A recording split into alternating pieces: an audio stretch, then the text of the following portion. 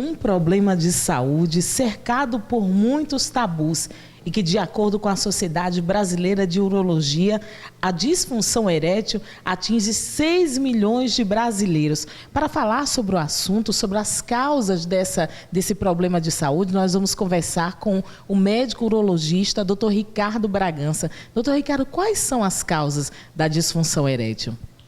Bom, as causas podem ser divididas em dois grandes grupos, de causas orgânicas e causas psicogênicas, né? A depender da avaliação clínica que nós fazemos, primeiro a gente tem que saber se o paciente é portador de uma disfunção erétil, que é a capacidade de manter uma ereção suficiente para um ato sexual satisfatório. E várias causas podem interferir nessa qualidade de ereção. As causas orgânicas, geralmente elas são de início lento, tem uma história de uma comorbidade, uma doença associada, e os exames laboratoriais geralmente confirmam isso. Já as causas psicogênicas são de início súbito, são circunstanciais, tem algum problema de relacionamentos. No caso dos pacientes, né, há uma resistência, por exemplo, do homem procurar o consultório, e quando ele procura, a disfunção erétil já está numa situação mais avançada? Olha, existe uma certa, vamos dizer assim, anormalidade sobre essa pesquisa pelas duas partes. Por incrível que pareça, tem um trabalho muito bem feito, de alguns, mais ou menos, mais de 10 anos, foi um trabalho feito em todo o Brasil, chama Projeto Avaliar, e observou-se que, por parte até dos médicos, mais de 82%, mais de 72% das consultas urológicas, os urologistas não perguntavam nada sobre a saúde sexual do paciente. E o número, ao contrário, por parte do paciente, 82,6% gostaria que fosse perguntado. Então, isso mudou. Depois disso, que foi divulgado, já faz parte do nosso arsenal de investigação pesquisar sobre a saúde sexual do paciente. Isso faz parte, hoje em dia, de uma rotina. O paciente geralmente vem para ver algumas outras patologias, e com a avançada idade, que é natural que a disfunção erétil se comece a ficar mais frequente, nós temos até por obrigação, e é nosso hábito, interrogar o paciente sobre a sua qualidade sexual. Somente acima dos 55, 60 anos de idade, e daí em diante é imperdoável. Tem que perguntar, porque tem solução para a maioria dos problemas.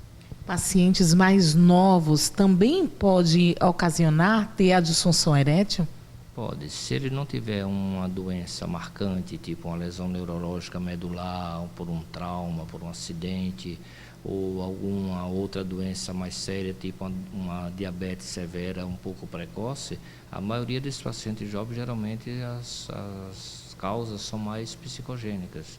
E a gente vê que são pacientes que têm alguns problemas, como eu lhe falei, início súbito, circunstancial, problema de relacionamento, é a maioria dos casos. Quando a pessoa é mais idosa, geralmente está associado a causas orgânicas associadas, doenças outras que interferem na qualidade de vida sexual do paciente. Diabetes, problema de pressão com tratamento que leva a problema de disfunção, causas neurológicas, de doenças do aparelho nervoso central, tanto encefálico como medular, tudo isso pode causar uma disfunção sexual. Então, existe um cortejo de condutas a serem realizadas, são diretrizes bem estipuladas, que a gente faz uma investigação adequada, tanto exames laboratoriais, exame físico, da parte hormonal, e vendo onde está o problema, se institui o tratamento. Toda medicação tem que ter uma orientação médica, e a depender da disfunção erétil, você tem dosagens farmacológicas para aplicar para aquela situação.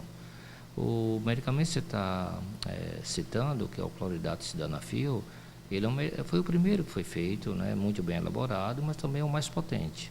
Isso a gente sabe. Também é o que dá efeito colateral mais forte. Então, nós temos que saber que medicações, diante de outras que existem no mercado, você tem que dar para o teu paciente, para poder ele ter uma ereção satisfatória e que conviva com pouco incômodo que o efeito colateral pode causar. Então, por isso que nós não temos uma pressão uniforme para que todo doente ele vai usar X medicamento, não. Temos que ver a situação, a aceitação do remédio, a resposta que ele teve do remédio e a intensidade dos efeitos colaterais. E assim, nós vamos adaptando o remédio, dose para cada caso. A fase de que alerta o paciente a vir procurar o médico depende muito do paciente e do convívio, né, da parceira que ele está tendo. Às vezes o paciente tem uma situação e fica protelando e chega no máximo, que é inevitável, quando a parceira questiona se ele não vai tomar uma posição e uma solução.